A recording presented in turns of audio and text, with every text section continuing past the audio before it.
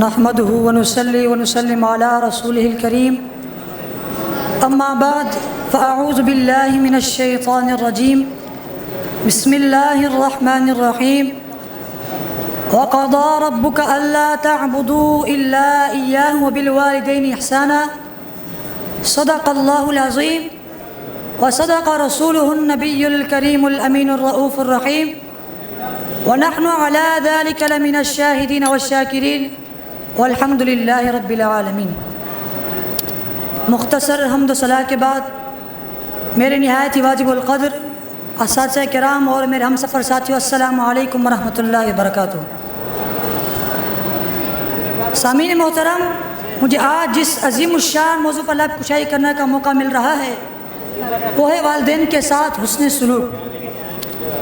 چنانچہ اللہ رب العزت اپنی لارے کتاب میں ارشاد فرماتا ہے وَقَضَى رَبُّكَ أَلَّا تَعْبُدُوا إِلَّا إِيَّاهُ، اور آپ کا رب حکم دے چکا ہے کہ تم اس کے سوا کسی اور کی عبادت نہ کرنا، وَبِالْوَالِدَيْنِ إِحْسَانًا، اور والدین کے ساتھ نیک سلوک کرنا۔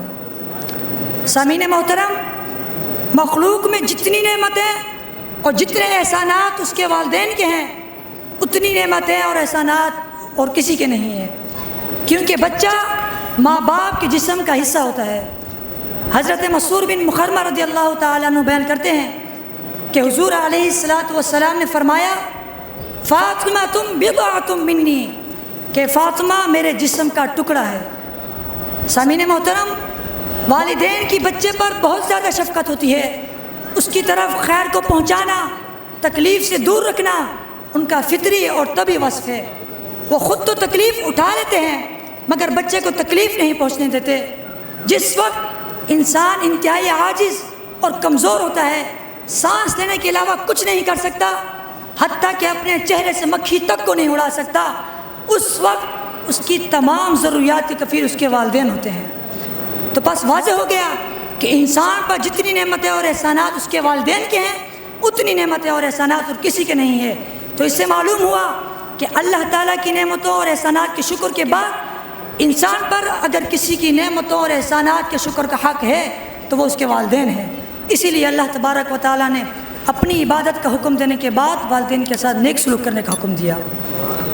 سامعین محترم، ایک اور مقام پر ارشاد فرمایا کہ وَوَصَّيْنَا الْإِنسَانَ بِوَالِدَيْهِ إِحْسَانًا حَمَلَتْهُ أُمُّهُ كُرْهًا وَوَضَعَتْهُ كُرْهًا، اور ہم نے انسان کو اس کے والدین کے ساتھ نیک سلوک کرنے کا حکم دیا۔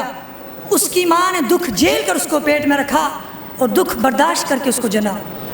سامعین محترم، صحیح بخاری مسلم میں ہے کہ حضرت عبداللہ بن مسعود رضی اللہ تعالیٰ عنہ بیان کرتے ہیں کہ میں نے حضور علیہ السلام سے عرض کی یا رسول اللہ صلی اللہ علیہ وسلم، اللہ کے نزدیک سب سے محبوب عمل کون سا ہے؟ حضور علیہ السلام نے فرمایا نماز کو اپنے وقت پر پڑھنا۔ میں نے عرض کی پھر کون سا عمل ہے یا رسول اللہ؟ پھر حضور علیہ السلام نے فرمایا والدین کے ساتھ نیکی کرنا۔ میں نے عرض کی پھر کون سا عمل ہے؟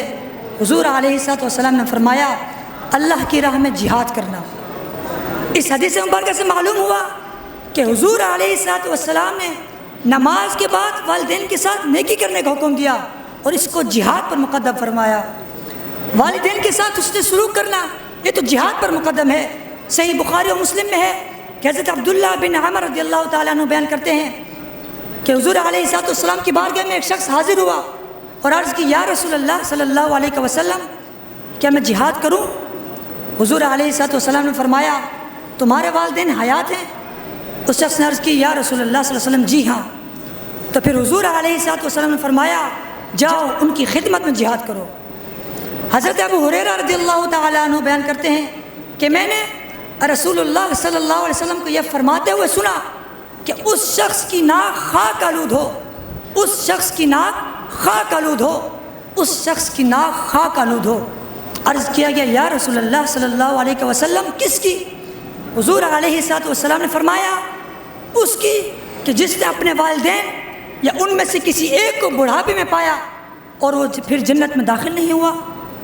سامعین محترم، مگر افسوس صد افسوس دور حاضر میں نظر دوڑائی جائے تو والدین کے ساتھ حسن سلوک کا ثبوت یورپ کے بنائے ہوئے ادارے اولڈ ہوم کی صورت میں دیتے ہیں، لیکن ایک بات یاد رکھیے گا کہ دنیا مکافات عمل کی جگہ ہے۔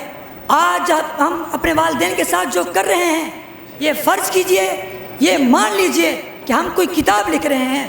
کل کو جب ہماری اولاد نے پیدا ہونا ہے، انہوں نے بڑا ہونا ہے، تو بعین ہی اسی کتاب کو پڑھ کر سنانا ہے۔ لہٰذا دعا ہے اللہ رب العزت سے کہ ہمیں والدین کی خدمت کرنے، ان کے ساتھ حسن سلوک کے ساتھ پیش آنے کی توفیق اور رفیق عطا فرمائے۔ انہی لفظوں پہ اختصار کرنا چاہوں گا، وما علی الا البلاغ۔